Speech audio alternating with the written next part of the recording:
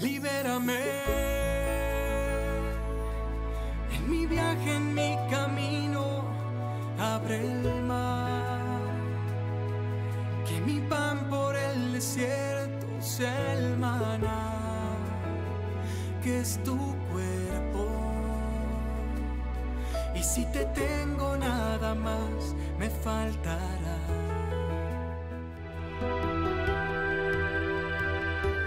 I'm so happy to welcome you to the Monastery of St. Catherine's here on Mount Sinai. This is the oldest continually inhabited Christian monastery in the world and has been preserved throughout history for 17 centuries.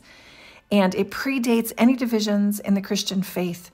In fact, it was made around a place where people would pray, which was the place of the burning bush.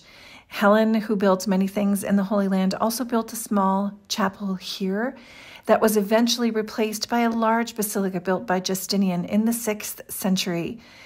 At the beginning, the monastery was referred to as the Holy Virgin. Why is that?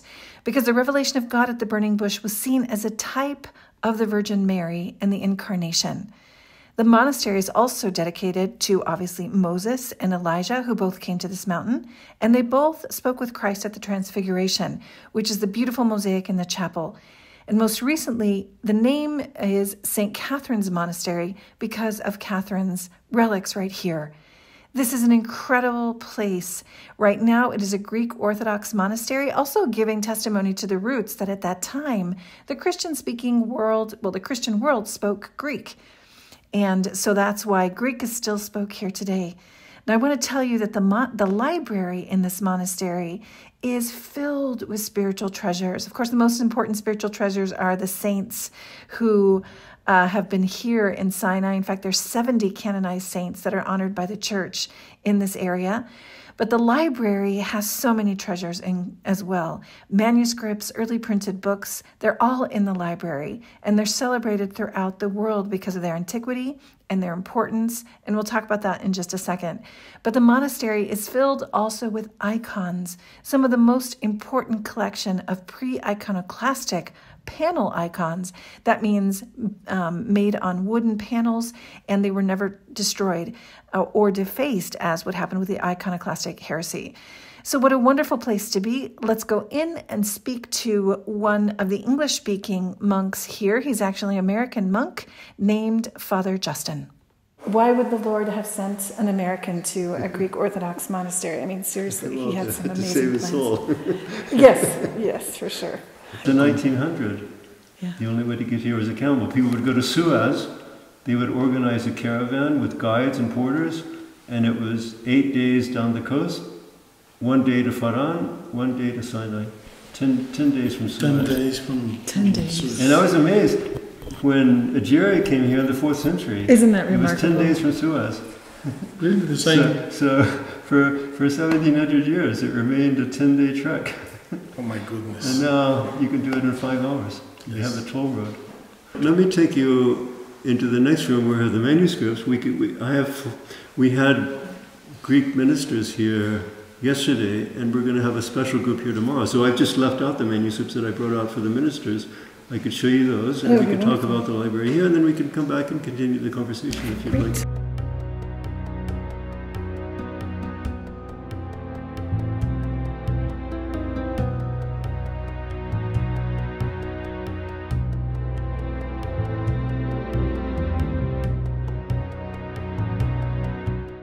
Now, I took out 4 manuscripts for important visitors who were here yesterday, and I left them out on purpose to be able to show you as well. Oh, I'm so let me show you these, and then you can include these in your presentation. Oh, wonderful. This is just beautiful. I almost don't even want to breathe close to them, you know. I'll open them chronologically. Okay. This is a copy of the Psalter. Oh, wow.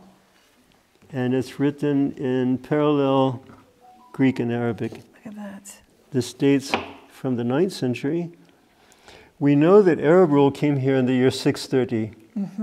So that's early 7th century. By the 8th and 9th century, in Palestine and in Syria, Christians are speaking Arabic as their native language. And there was the need to have the scriptures translated into Arabic and the services translated into Arabic. This dates from the 9th century, so it was part of that program to translate everything into Arabic. And this is very, very significant because it's written in two languages. It's parallel Greek and Arabic. That's just amazing. So it shows speakers of Greek and speakers of Arabic living in the same place, needing a manuscript to cater to both. And it's the Psalms of David. The Greek at the time was written in all capital letters with no word separations. That's the tough Greek, yes. And the Arabic was written in Cufic letters, sometimes with very few points. So it's not, neither one is easy to read. I think the Greek is easier to read if a person knows the Psalms. But it's so beautiful at an artistic level to see Cufic Arabic. Which do you mean? And you can see where the skin was damaged when they were shaving it down to make the parchment. Yes. And so as not to waste it, they stitched it together and then just wrote around the stitches. Oh, that's incredible. Which psalm is this? Can you read it?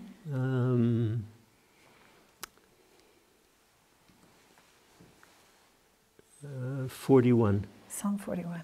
See, the Greeks use letters for numbers. Oh, there you go. Oh, yes, of course. Nice.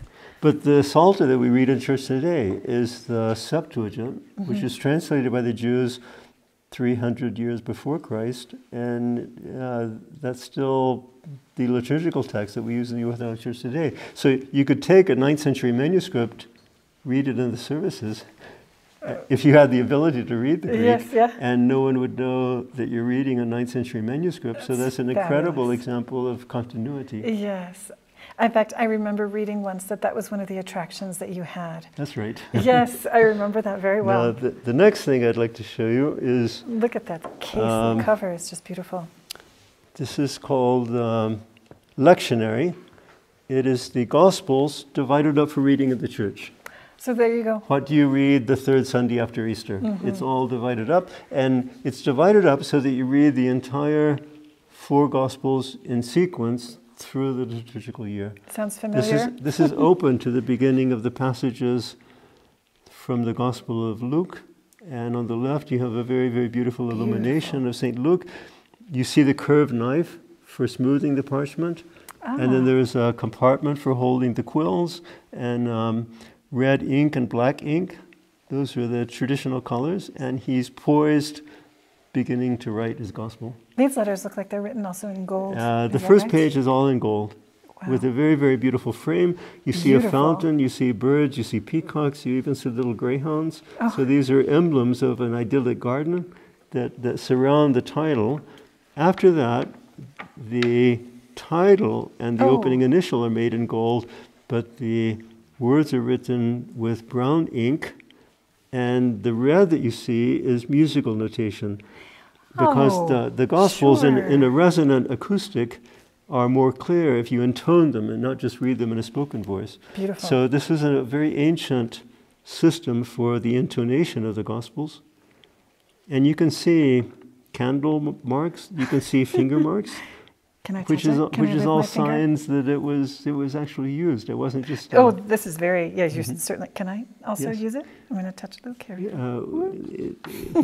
This is parchment, which is made from animal skins, calf skin and sheep skin. It's very durable. This is over 1,000 years old, and it's fresh and it's new. And you think that the digital photographs we're taking today, where will they be in 1,000 years? We don't know. We hope they're still around. We don't know. Because the technology is always shifting and always changing, and you have to update everything. It's called migration. This is wonderful to have in the hard copy as well. Yes. Obviously. This is just lovely. So this wouldn't have been produced here probably, right? No, very few illuminated manuscripts were made here at Sinai. Sinai was the poor monastery at the edge of the world. To make a manuscript like this, you need quality parchment, you need gold leaf, you need pigments, and the pigments came from many different parts of the world. Sure. So this was in Constantinople. They had the artisans and the clientele to commission such beautiful manuscripts. Would this one would have been from some of the monasteries in Syria, perhaps? Or it could have been written here. This one, because it's not illuminated, right? Yes. It also has the Arabic, of course. Locally, there would have been a need for Greek and Arabic together. Makes sense. Beautiful. The third manuscript that I'd like to show you is a copy of the most important manuscript written here. There was an abbot here in the late 6th and early 7th century. That is just beautiful. Named John, and because he wrote a manuscript called the Ladder, he's called This is St. John of the Ladder. Look at this. Yeah. And this is the most illuminated manuscript that we have. This is so exciting. There are 30 steps in the ladder, and for every step there's an illumination, and some of the steps are very lengthy, and so there are intermediate illuminations. So there's about over 40 illuminations in this manuscript. Would that be And him? this is my favorite because it shows a beautiful border with shades of blue, Yes. and the gold and highlights in red, and it shows monks standing in prayer and Christ blessing above. And on the side, you see the Virgin Mary. She's standing on a footstool, and the 3 monks are venerating her. She has her hands outstretched in prayer, and Christ blesses the monks. And everything is so tiny, but it's so exact. So would this be one that he may have actually written? Or it was written when he was the abbot, probably? No, this is 12th century. Okay. So many hundreds of years after. But there's a possibility it was made here. That's amazing. We don't know for sure. So wonderful. But it is a possibility, and it would have been an appropriate manuscript to make here at such a high artistic level. So this is actually a copy of the Ladder. We have leaves that date from within 100 years of St. John himself. Unfortunately, we don't have the original manuscript. We wish we did. Now, the illuminated one that's in the museum, is that from... That's from... In the museum, we have the oldest surviving leaves, which date from 100 years of St. John. We have a Greek manuscript with the Ladder added in the margin. Okay. And we have an Arabic translation that was made in 1612. And it has a traditional depiction of the ladder with Christ at the top, but it's all in the Persian style. Oh, interesting. Okay. So it's very, very interesting. Okay. Wonderful. And the last thing I'd like to show you is another copy of the 4 Gospels. Oh, wow.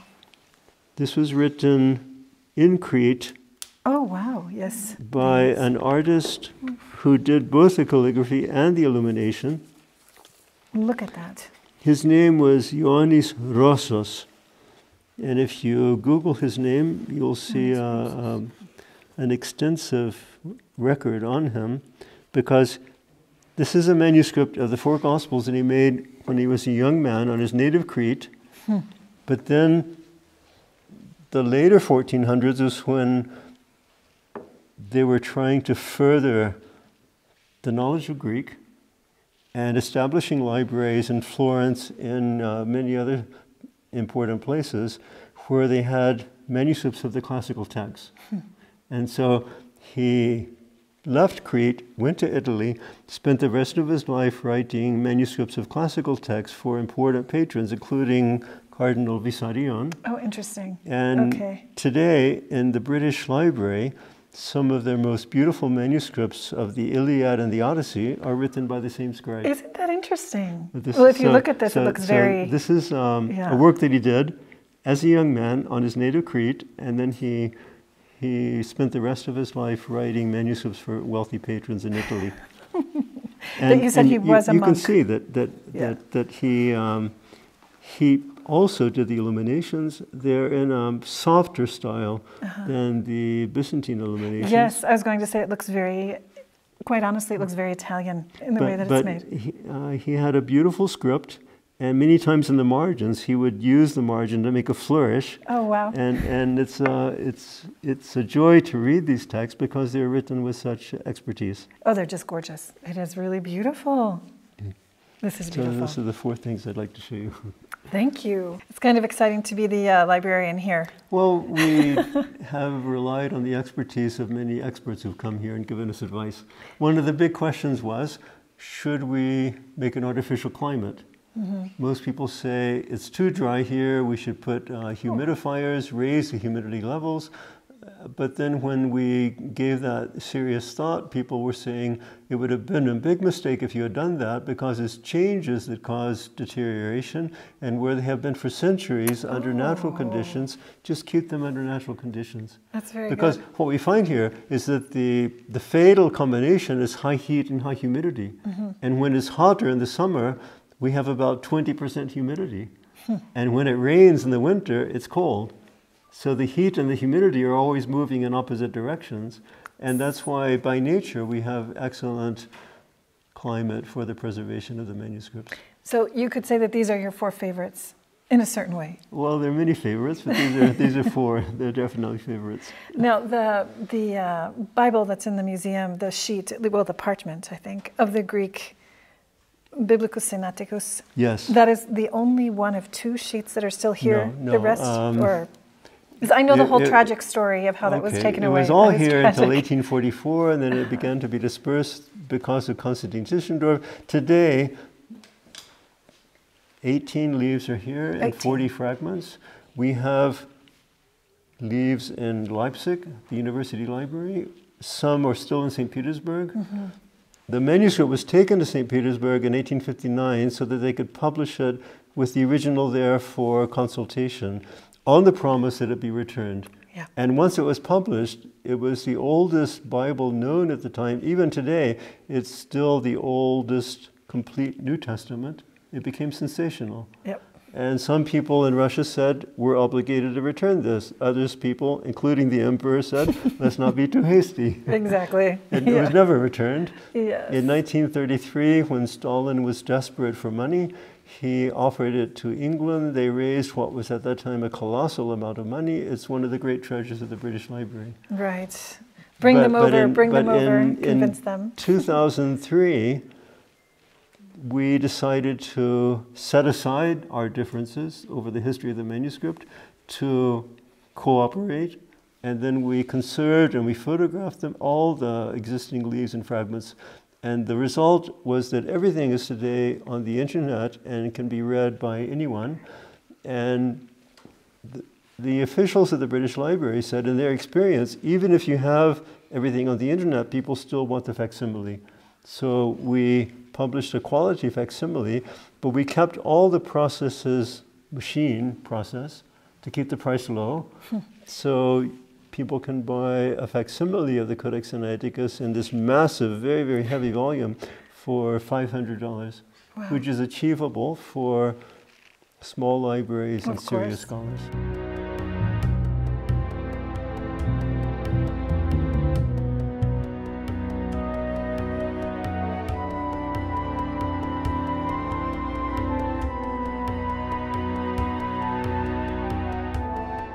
I'm sure that the monks here in the monastery pray for all of the pilgrims, including future pilgrims and virtual pilgrims. So we'll count on those prayers, Father Justin. Thank you so much. Thank you.